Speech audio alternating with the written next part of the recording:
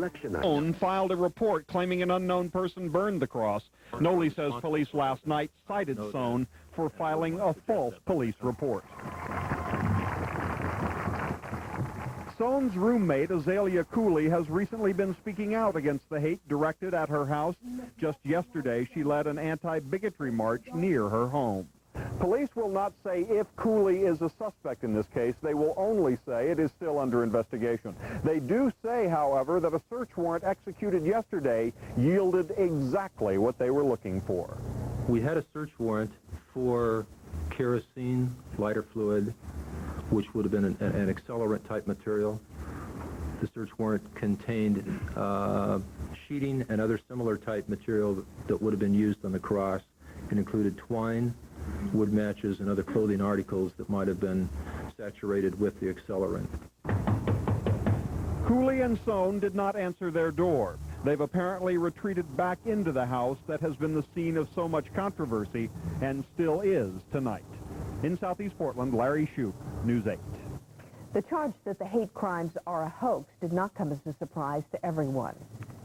There's a lot of lesbians and there's a lot of black people in this neighborhood, and they were the only ones being picked on, and so it was probably an inside job, either an irate former husband or boyfriend, or they were doing it themselves. I'm shocked. I've been trying to be friends with them for a long time because I felt really sorry for them. And neighbors are not the only people upset about the turn of events. I think what worries me is that this is an unfortunate situation, but that there are a lot of other people out there who have been victims, and we don't want to diminish and certainly take anything away from the struggles and the pain that they have felt. So far this year in Portland, more than 400 hate crimes have been reported to police. Pete? Will today's developments disillusion voters? Not according to News 8 election analyst Floyd McKay, despite one of the women's appearance at a No on Measure 9 march yesterday. McKay thinks people can separate this case from the larger issue of the anti-gay rights initiative. Not have much effect on voting. People are very realistic. They realize that real crimes do happen, real people are hurting, and I don't think it's going to have much of an effect. What it shows... McKay also adds that because Measure 9 is such an emotional issue, most people made up their minds a long time ago as to how they will vote. When we come back, the former local man who gained national attention and sympathy died today. We'll have the story. The biggest car maker in the world is hoping some big changes will make the 90s a decade of success. And you can go ahead and remove the word drought from your vocabulary, at least for now.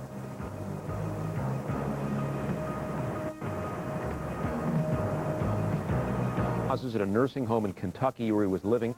He was 82. In March, Kingery was found in an Idaho dog track, a misleading note taped to his wheelchair, and all identifying tags removed from his clothes. Kingery's children in Kentucky recognized their father from TV reports. Kingery's Hillsborough daughter, Sue Gifford, is charged with kidnapping her father from his Oregon nursing home and abandoning him.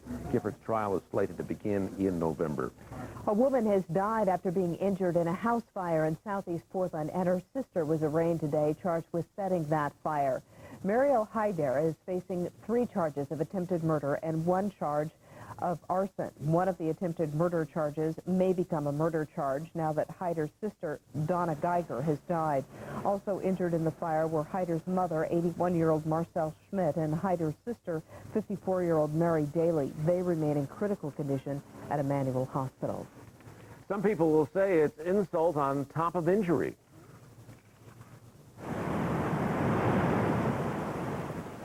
Suddenly, there's so much water in the Bull Run watershed, the city can't hold on to it all. That means in less than 5 weeks, Portland has gone from not enough water to more than it can use. 3.5 inches of rain since last Thursday completely filled up both reservoirs at Bull Run.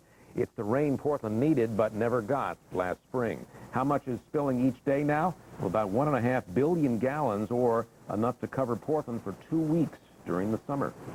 The other shoe dropped today at the world's largest automaker. Here's the latest on the shakeup at General Motors. Moving to reverse a staggering financial slide, the GM board named an outsider as chairman. John Schmale, former chairman of Procter & Gamble, takes over. Jack Smith becomes chief executive officer in addition to president.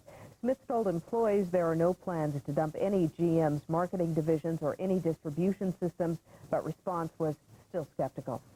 I just hope it does make a big difference, you know, for everybody. The GM board also halved the dividend on common stock to 80 cents a year. Actress Audrey Hepburn is hospitalized tonight after undergoing surgery for a colon tumor. The 63-year-old Hepburn in recent years has been a goodwill ambassador for UNICEF. A spokesman at Cedars-Sinai Medical Center in Los Angeles says the actress is expected to stay in the hospital for about a week. It has not yet been disclosed whether the tumor is cancerous.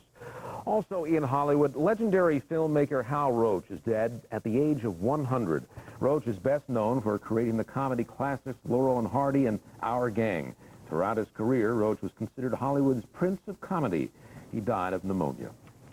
We'll take a short break, then Joe Santilli will give us a look at the Election Day forecast. And it's recycling of sorts.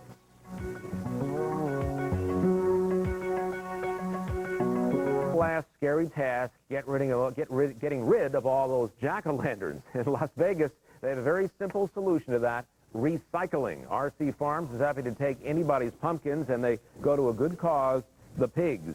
There are about 6,000 pigs at this farm, and they just think pumpkins are the best treat ever, and people seem to like this a lot more than sending the old jack-o'-lanterns to the landfill.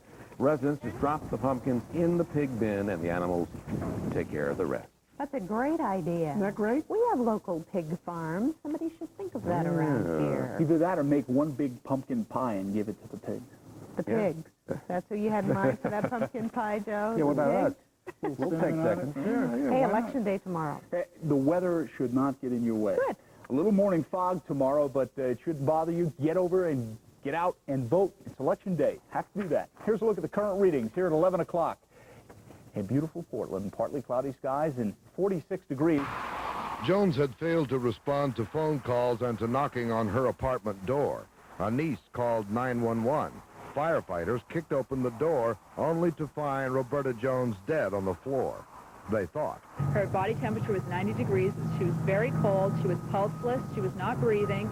And the symptoms that she had indicated that to both firefighters and the medical examiner who followed us that she had died. But Jones was in reality in a deep hypothermic state, not necessarily because her apartment was cold.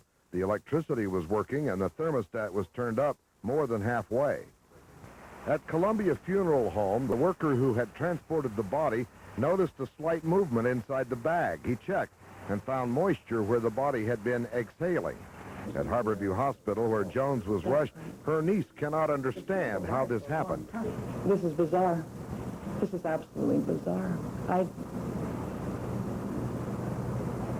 I just don't know how it could have got to so many people, you know. And Carolyn Bauer says she saw her aunt's foot move and told a police officer who told her it was probably the wind that did it. But it wasn't the wind that blew it. He told me it was the wind that blew it, but it wasn't. There's no way it was the wind that blew it because it moved from underneath the blanket. It didn't just move on top of the blanket. If the fire department and police guessed wrong about a death, why didn't a medical examiner determine the woman was really dead? It's not really his responsibility, because our responsibility begins when death is established. That's the only reason we would ever be called to the scene is when the death is there. We don't get called there because, well, we're not sure. We'd say, hey, wait a minute, call somebody who's medically qualified. John Sandifer, News 8. Roberta Jones remains in critical condition tonight. Employees at Dow Corning altered records about the manufacture of silicone breast implants. The company released the results of an internal study today. The review showed some employees substituted new records in the manufacture of the silicone gel where the existing records were incomplete or inadequate. But Dow says none of the records would have resulted in any risk to women who have the implants. Federal regulators ordered a moratorium on the use of silicone breast implants in January. A new study of the cancer-fighting drug Taxol will take place in Portland. Women with advanced breast cancer that haven't responded to other treatments will be eligible for the trial. Taxol comes from the bark of the Pacific yew tree, and past studies have shown it's effective in fighting ovarian cancer. The new study will be run through Kaiser Permanente University Hospital and the VA Medical Center. And coming up next in sports, the Blazers make their final cut today. Joe Becker will tell us all about it. And the magic goes out of basketball once again. The